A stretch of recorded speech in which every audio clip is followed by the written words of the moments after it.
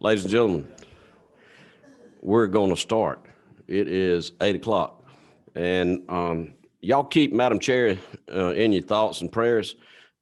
She had her second shot the other day, and she's been a little bit under the weather. And Miss Nicole and David been keeping in touch with her. And she may or may not walk in this morning, but we're going to go ahead and start with the meeting. So if I tell you, this morning, if you don't mind, we're going to start out and would Mr. Representative Gamble, would you say an opening prayer for us? What number are you? 13, lucky 13. All right. Thank you, Mr. Chairman. Let's pray. Dear Lord, we thank you for this day. And Father, I pray that you would be with Representative Smith as she is struggling with the vaccine shot. God, that you help her to feel better today. Lord, I pray that you would give us all guidance in the decisions that we are making and going to make. And Lord, be with our families as we're away from our families, and lead us and direct us. In Jesus' name I pray. Amen.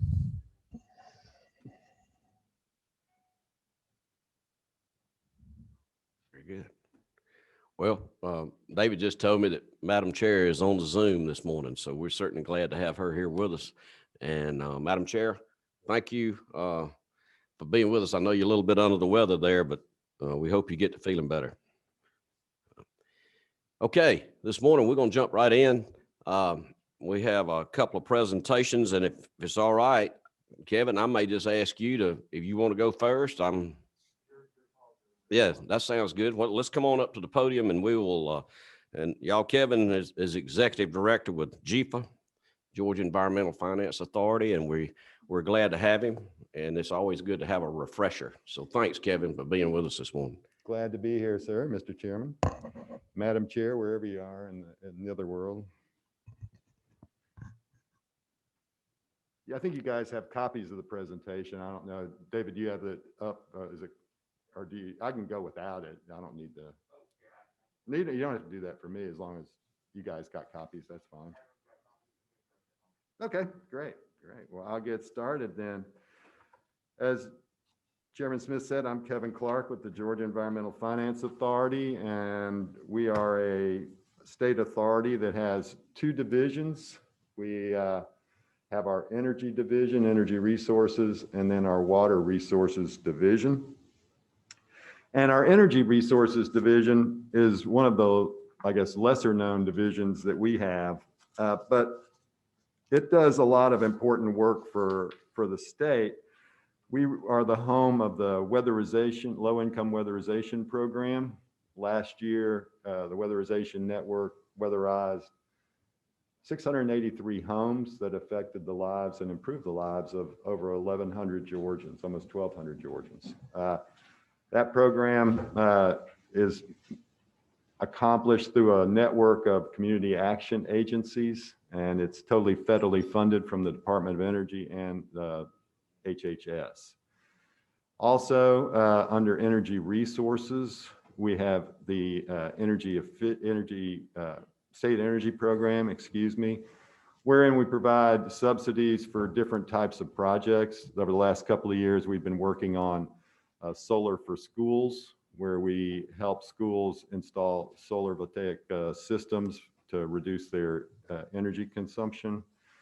And, oh, thanks. And also, we have, as part of our state energy program, we have a building operator certification course that is offered to facility managers at K through 12 schools and higher education. Last year, we had 40 folks who achieved that certification. Energy assurance, we work with Georgia Emergency Management Agency, and part of the energy, we're part of ESF 12. We're actually the lead agency of that. So when the GEMA activates, we're part of that.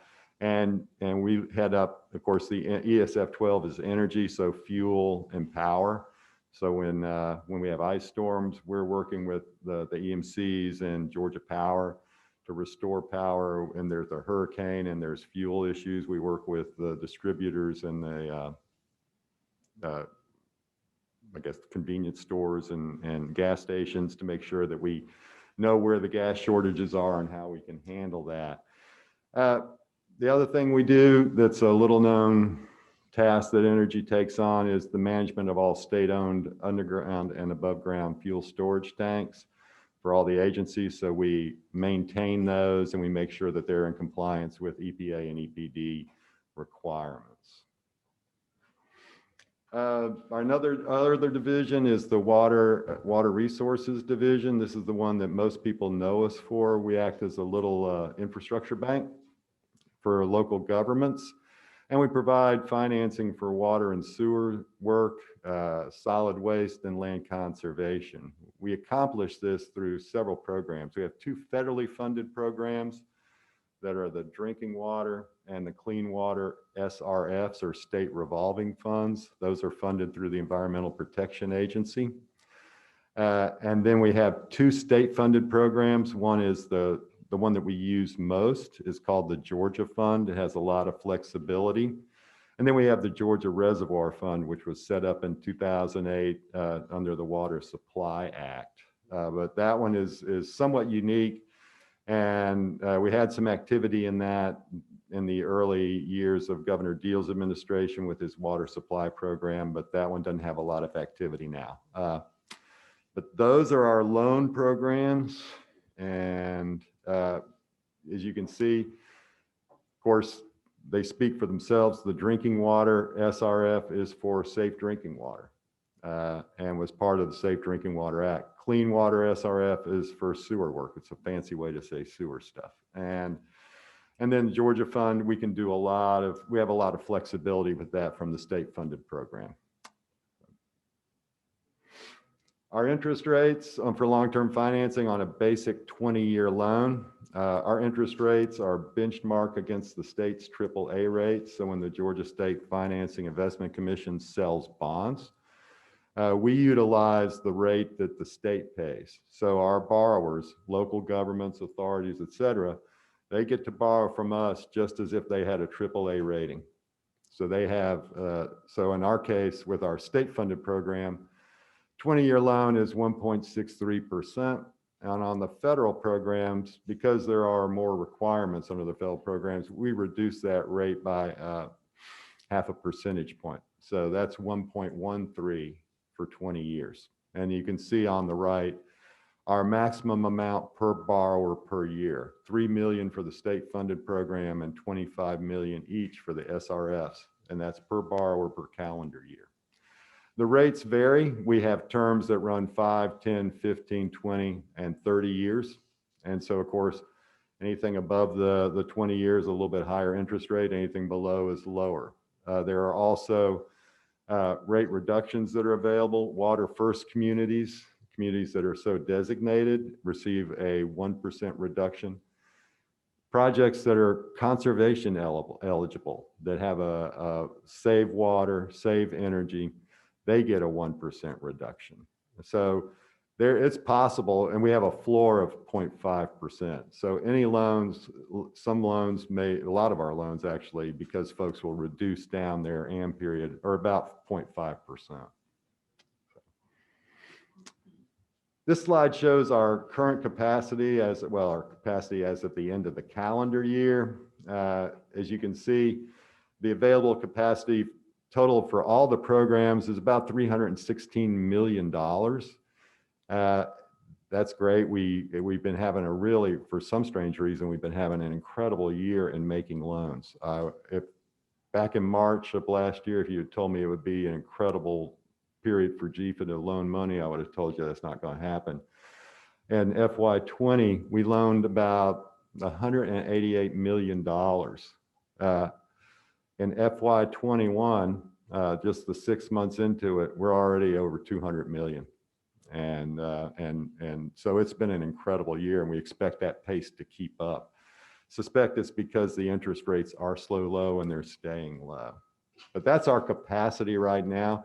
You can see the various programs. The Clean Water SRF has a lot of capacity, but those are big projects. When folks take on a sewer project, those are usually really big projects. So they work we're looking really good from a capacity standpoint. As some of you may know, from July of this past year to January 1, we provided our borrowers with a payment deferral period where they didn't have to make any payments and no interest accrued during that period, recognizing that some folks were suffering from some revenue shortages. So, and it was, we had 730 borrowers who we have current loans, and over 680 of them took advantage of it, and we're glad to do it. The others, they'd already collected their money and didn't really want to, they were fine with it. But it was actually interesting in that in some cases, even the folks who had already had their collections and were fine, took advantage of the deferral and then made a huge principal payment off the money that they had been able to rat hole, for lack of a better term. And one community reduced their overall exposure again by over $400,000 just by making that huge principal payment. So it worked out to the advantage of many, many communities.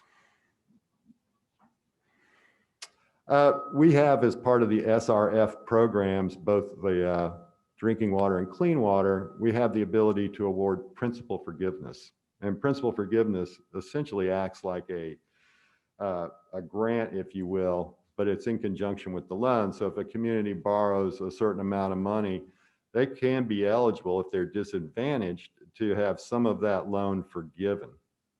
And we utilize the criteria on the slide as part of the affordability analysis. So we use those metrics that we get the information from the American Community Survey, which comes out every year. So we used to use the census, and as you can imagine, a couple of years into using census, the data is really outdated. It's not any good.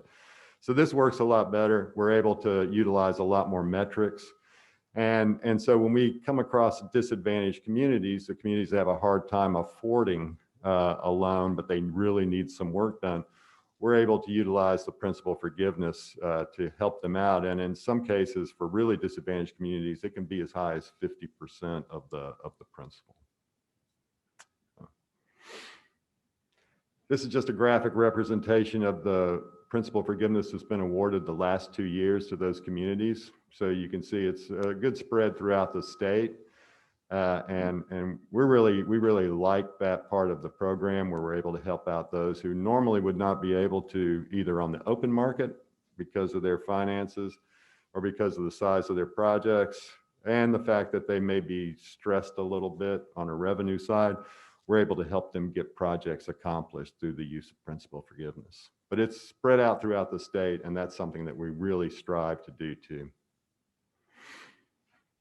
Other things that we do for local governments, we try to provide assistance to them in various ways.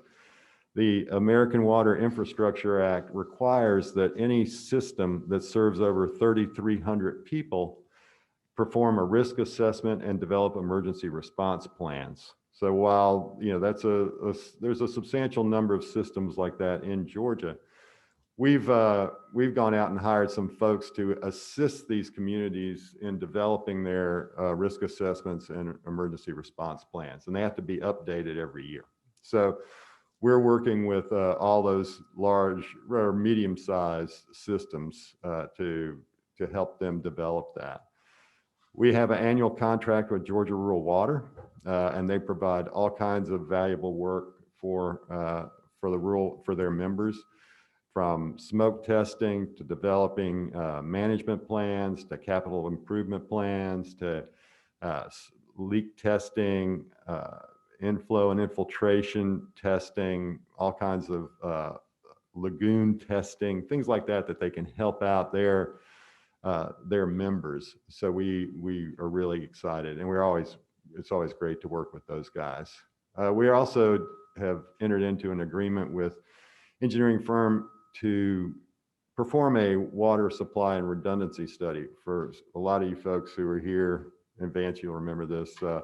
During the water supply days in 2008, we were tasked with developing a water supply and redundancy study for the Metro North Georgia Water Planning District, which we did. And so it took all of the systems in the Metro North Georgia Water Planning District evaluated them. Where could we take advantage of redundancy? Who needed redundancy?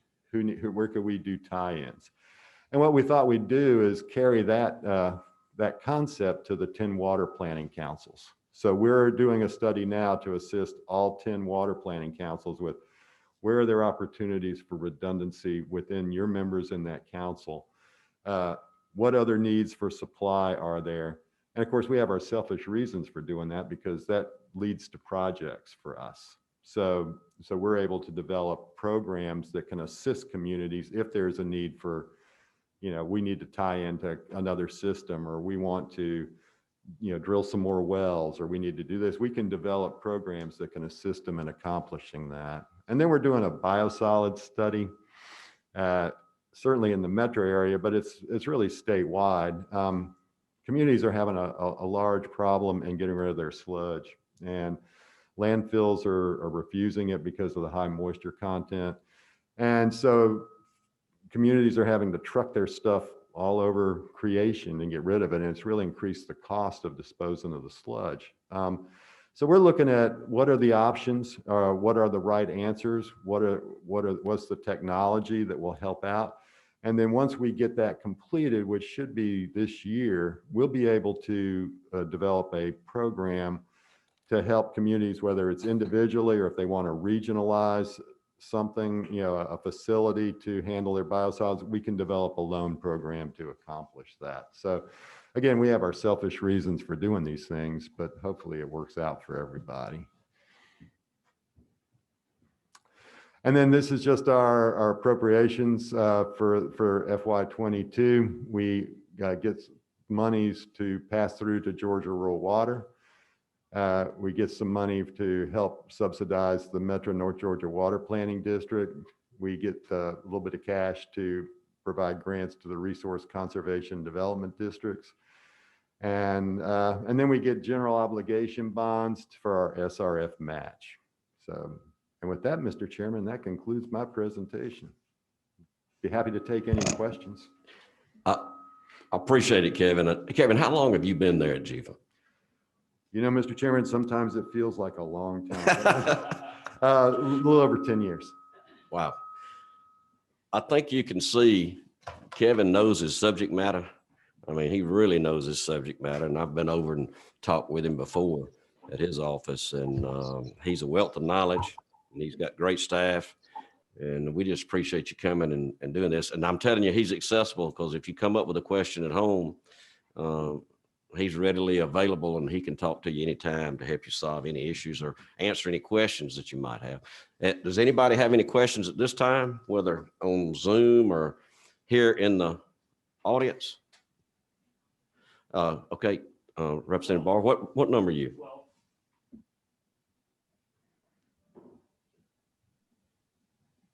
Other than our corner, wondering if those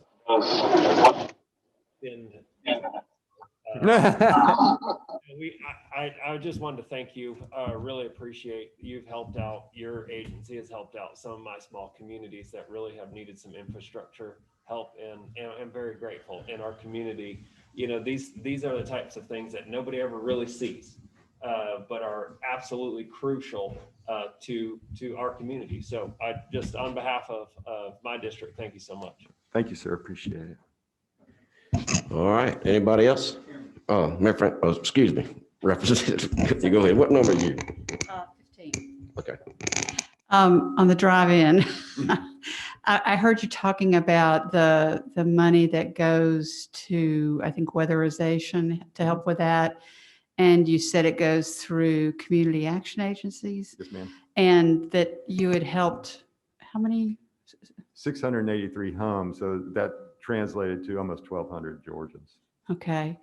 And how much money does Georgia get and send out to these community action agencies? It's a little south of $5 million. So it's about $4.9 million. So, and all of that money goes to the weatherization, or? Yeah, it goes to the weatherization program for low income. There's a limit of a little over $7,000 per home. Okay. All righty. So 4.9,683 homes. Okay. Thank you. All right, thank you. Anybody else? Okay, Representative Gamble, you're 13. Mr. Clark, thank you for your time this morning. Is there any plan within your organization to do any type of outreach to smaller communities that maybe don't have the same access as some of the larger communities or enterprises to bonds? Is there any type of targeted effort with that? Well, we constantly are researching what communities, because we recognize that we're not here to compete with the private banking industry. I mean, we've got a really unfair advantage, and they take a dim view, you know, when we get into their lane. But so no, we're constantly, you know, contacting the smaller governments, anybody we can find, talking to those folks. What do you need? Dealing with the engineering community, working with the GMA. You know, how can we help? So we're constantly networking that way to make sure that we are folks know about us. There's significant change in city leadership a lot of times. Now, the folks who have been there and worked there for years and years, they know who we are. Mm-hmm. You know, but as the elected officials change, then we go on a re-education spurt to go talk to them about, okay, this is what we do. This is why you're making payments to us, because most of the communities in the state have either had loans or currently have loans. And if I may, one more thing, the potential stimulus from the Biden administration, is that likely to have any impact on your work? As far as we can tell, not right now. All right. Anybody else? Kevin, thanks a million. This has really been great, and appreciate you being here. Chairman. Appreciate it, and thank you all. Yes, sir. Yes, sir. Have a great day. All right. We're going to move right on to the next one. I think we've got Tim on the Zoom meeting here. So look, Tim, I'm going to let you take it away. Georgia Forestry Commission. Thank you, Chairman Smith. Can you hear me okay on that? Oh yeah, sounds good. Good. Well, that doesn't get said often that I sound good, but I appreciate that. Chairman Smith, my thoughts and prayers are with you. I see you on the camera, and sorry, hope you get to feeling well, and we appreciate you still making the meeting today to get our agency update as well. So thank you for being here, and to all the other committee members. It's a great pleasure to be with you this morning. Real quickly before I get going, I am about 4 weeks on the job as the director of the Georgia Forestry Commission, and it's a great honor for me, and it's to be asked and be given the opportunity to serve and to lead the agency and to serve our state. And it's a responsibility that I take very seriously, and one that's it's sometimes over the last 4 weeks has been a bit just surreal, and I'm excited about the future and excited about what our agency has in front of it and what our state has in front of it. So, and real quickly, I just wanted to say thank you for all of your support for our state employees. I saw the press conference yesterday and read the article in the AJC late yesterday afternoon about the bonuses that are going out to all of our state employees, and I appreciate the support that you guys are showing for our folks that are on the front lines and working hard daily to continue to serve our citizens. So, do I need to drive these slides? Do I need to share my screen? I see a head nodding, so I'll do that. Bear with me just a second.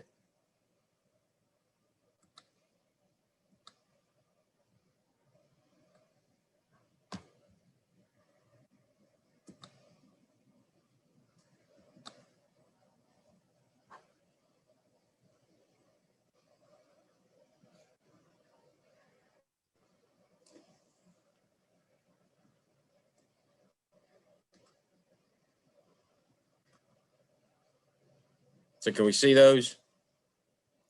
That's it. Yep, we can. Go ahead. Okay, That's good.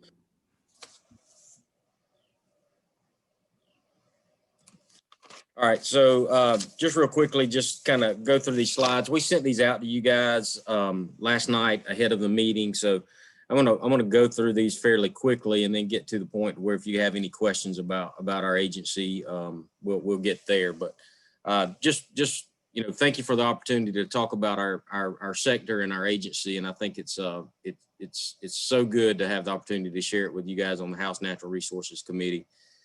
Georgia's forestry in our state is significant. 24 million acres of our state are 67% of the land area is covered in forest land, and 91% of that's privately owned, which I think makes our agency a little unique. When you say Georgia Forestry Commission, and I think a lot of folks see our people in uniforms, our citizens see our people in our uniforms, they may think that we work on national forest or state parks of some sort, but that's not the case.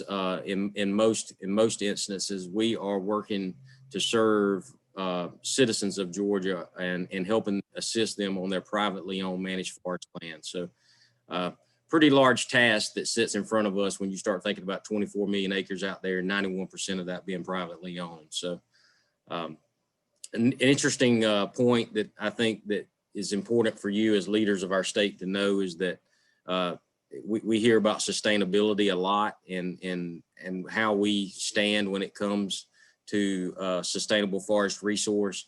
The last bullet on that first slide, I think is significant. We're growing 2 tons of wood per second. And I'm proud to tell you that our state is sustainable when it comes to its forest resource. There are 219 primary wood using facilities in Georgia, 1,100 secondary wood using facilities with, according to the most recent Georgia Tech survey that they do on our behalf and that we partner with, that was released early January of this year, January 2021, the economic impact to our state for the entire forest sector is $36.5 billion. And that same report shows that there's $106.8 million in net state revenue that comes to the state coffer from the forestry sector and from the employees and the people that work in that sector. And I know something that all of you guys are proud of from my previous career in working with the private sector before coming over to this role. I know something that all of you guys are proud of and all of our state leaders are proud of, and rightfully so. And that is that Georgia is the #1 forestry state in the nation. And I think that's a milestone that's significant, and that's something we ought to all stand up and be proud of and applaud all of the good folks that work in that sector and all of the good folks that work at the commission to continue to propel us and keep us as that #1 forestry state in the nation. So this year is pretty exciting for GFC. We were established in 1921, and I have to get my calculator out, but what that means is that we're 100 years old this year. So we're celebrating our centennial, and you guys, the state legislature will be getting more information on that and be supporting us a little bit later in the session with a resolution that acknowledges that the Forestry Commission is 100 years old and we're celebrating our centennial this year. So proud of that, proud of the great work that's done before us and all of the leaders that come before us. And, you know, it's just as I was saying earlier, it's a great honor to stand on their shoulders and get us going for our next 100 years. Our vision is mission is to provide leadership, service, and education to protect and conserve Georgia's forest resources.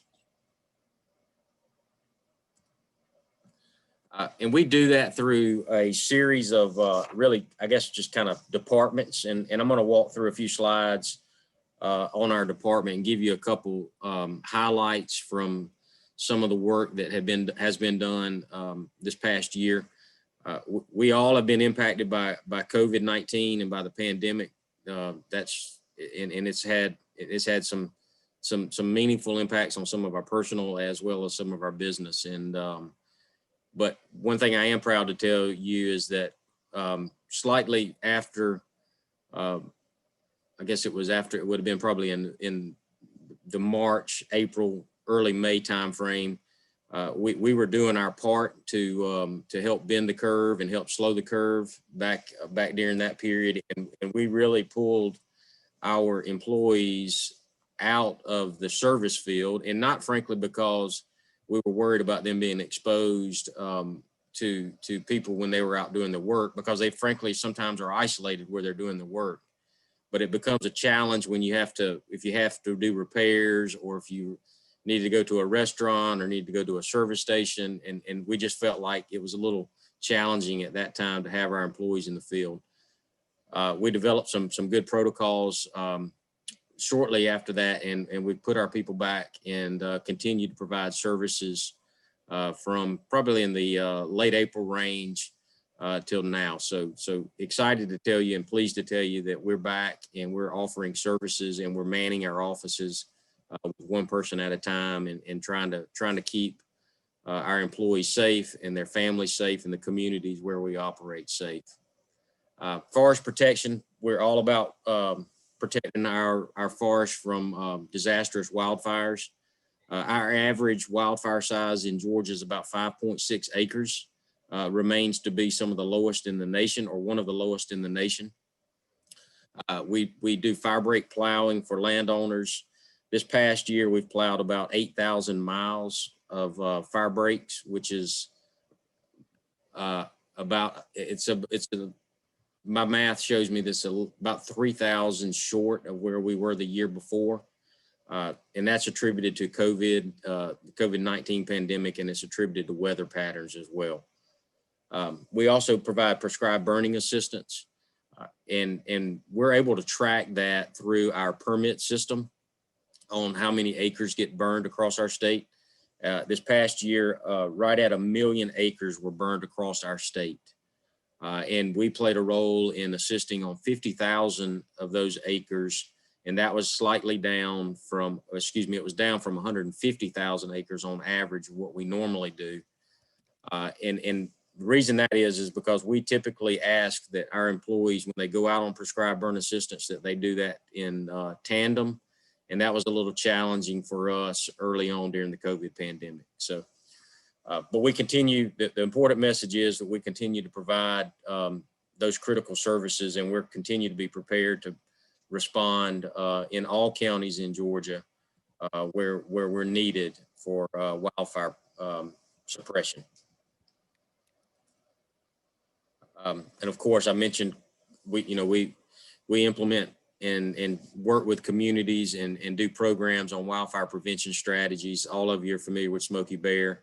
And I was told last year Smokey visited the Capitol, or 2 years, maybe last year before the pandemic hit, he visited the Capitol. He certainly won't be able to do that this year, but hopefully we'll get him back up there in short order. My understanding is that was a big hit, and there were a lot of selfies taken with Smokey Bear. So look forward to being able to do that again one day soon. And of course, we do burn permits and administration work for burn permits all across our state through online services and through local offices and toll-free numbers.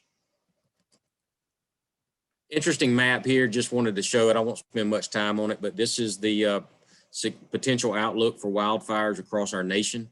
You'll see that we're below normal in most of Georgia and normal in the bottom south, I guess that's the southeast portion of Georgia.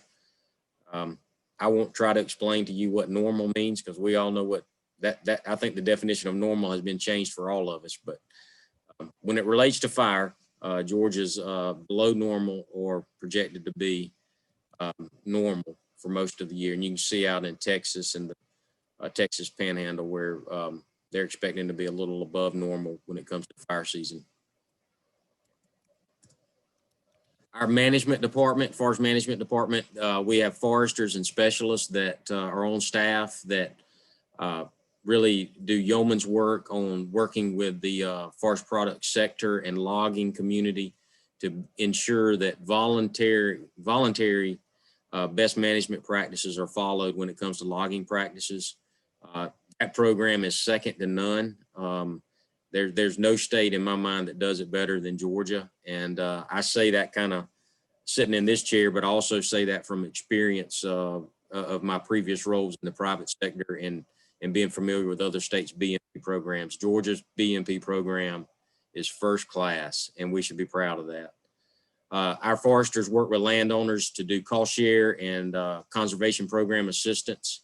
We administer federal dollars, and we get work with forest landowners across the state to get management on the ground. You know, and something that I don't know that gets as much discussion about that, and it's probably something that we will begin to talk about more, and that's forest pest and invasives and forest health information. I'll be honest with you, I'm a forester by trade, and I'm now the state forester of Georgia, and this is an issue that really something I find myself thinking about quite a bit. Our businesses and that economic engine that Georgia has of forestry is founded and is based on trees and it's based on that forest, and ensuring that we keep those forests healthy and keep pests and invasives away from those forests so that those trees can continue to fuel our state's economy is something that is important to me, and it's something that I'd love to see us continue to make a little more robust. I know we haven't had a major southern pine beetle outbreak in Georgia or the South for some time now, decades, frankly. But if you look to our friends to the north in Canada and British Columbia, it can happen. They lost about 27 million acres to a little bug called a mountain pine beetle, which is very similar to the southern pine beetle. So something I think that's on our radar and something that we think about quite a bit. Just some other activities around forest management.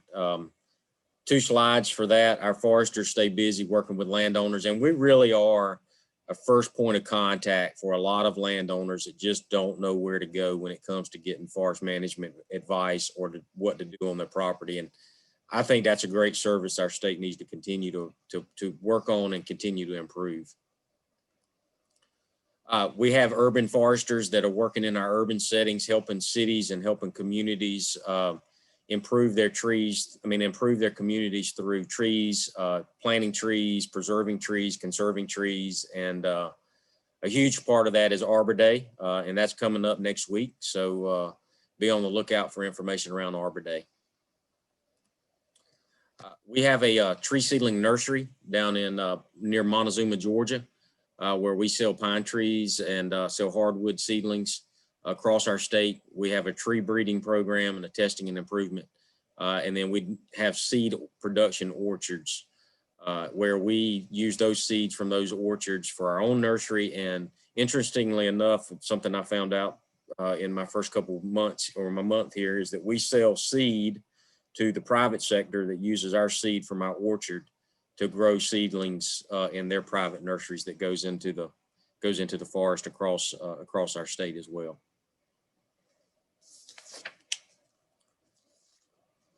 We have a department that works on assisting our existing industry, understanding what the tree and the forest resource is around their existing businesses.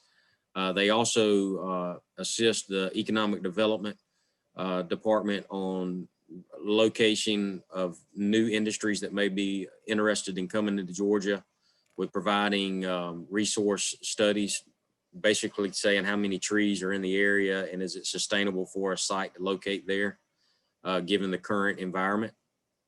We are also looking into forest carbon markets and the carbon sequestration registry, and that's an area where our industry, where our community is kind of changing, and I'm proud to let you guys know that we are on the tip of the spear in trying to ensure that Georgia can be a leader when it comes to those new market opportunities around carbon and around bioenergy. Just kind of at a glance, we're at 544 employees. I do admit I apologize, our commission administration slide there, on this slide, our commission administration is left empty, but our total number of employees is 551. I'm sorry, apologize, 551. Gives you our fleet of vehicles. We're at a total of 635 vehicles. And then we also give you our fleet of dozers and skid steer and aircraft that are used for wildfire suppression, as well as assisting landowners with fire prevention. And I'll just wrap up here. You know, our sector's changing, just as our state's changing. And you know, I think that there's opportunities for the Forestry Commission to support the traditional industry that's in our state. Many of those industries are modernizing their facilities. They're investing millions and hundreds of millions of dollars into their facilities to ensure that they can be competitive in a global market. So we continue to be in a position to support them, and we'll continue to do that well. I also think that there are opportunities that are in front of us around mass timber construction. Using wood for large buildings is a huge opportunity. And ecosystem services, our forests clean our water. The science has proven that. Our forests mitigate carbon. Our science has proven that. And I think Georgia Forestry Commission, I think there's no, it's not by happenstance that Georgia is the #1 forestry state in the nation.